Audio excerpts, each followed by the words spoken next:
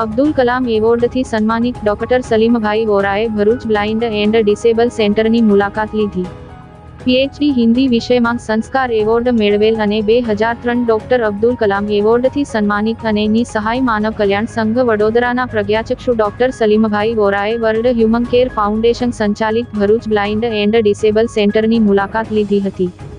સલીમભાઈ વોરા ની સહાય માનવ કલ્યાણ સંઘ સંસ્થાના પ્રમુખ છે. ડોક્ટર સલીમભાઈ વોરાને 1992 માં માજી પ્રોફેસર પીએચડી હિન્દી વિષયમાં સંસ્કાર એવોર્ડ અને 2003 ડોક્ટર અબ્દુલ કલામ એવોર્ડથી સન્માનિત છે.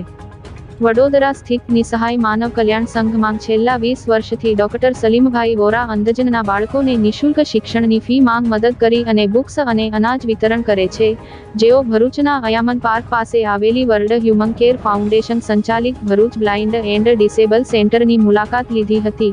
ડોક્ટર સલીમભાઈ વોરાએ વર્લ્ડ હ્યુમન કેર ફાઉન્ડેશન સંચાલિત ભરૂચ બ્લાઇન્ડ એન્ડ ડિસેબલ સેન્ટરના જાવીદ પટેલની મુલાકાત કરી ઘણી ખુશી મળી હતી. વિવિધ સામાજિક સંસ્થાઓએ આગળ આવી સંસ્થાઓને મદદરૂપ થવા અપીલ કરી હતી.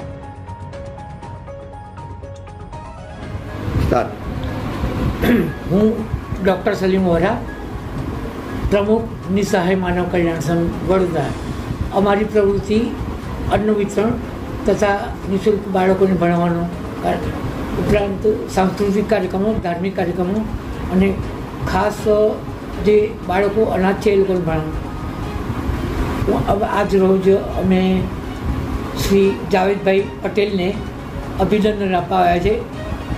થોડા સમય પહેલાં જાણ્યું કે એમની ટીમ ઉમરા કરી આવ્યા છે અને ઉમરા એટલે આખું ગ્રુપ 16 અંધજનો અને 9 સહાયકો.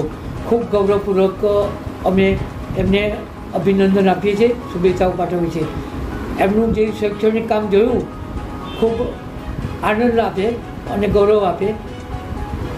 ખરેખર આ અમુક વ્યક્તિઓએ પ્રેરણા લેવા જેવી છે. જાવેદભાઈ પાસેથી પ્રજ્ઞાચક્ષુ હોવા છતાંય આટલું ઉમદા, આટલું સરસ અને આટલું ગૌરવ આપે તેવું કામ કરે છે. જાવેદભાઈ માટે અમે દુઆ કરીશું.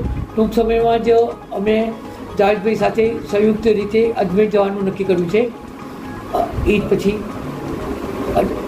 સમાજ અમને સહકાર આપે આ કાર્યમાં.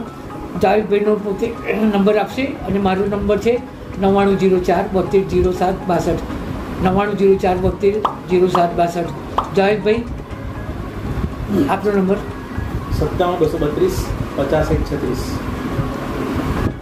અને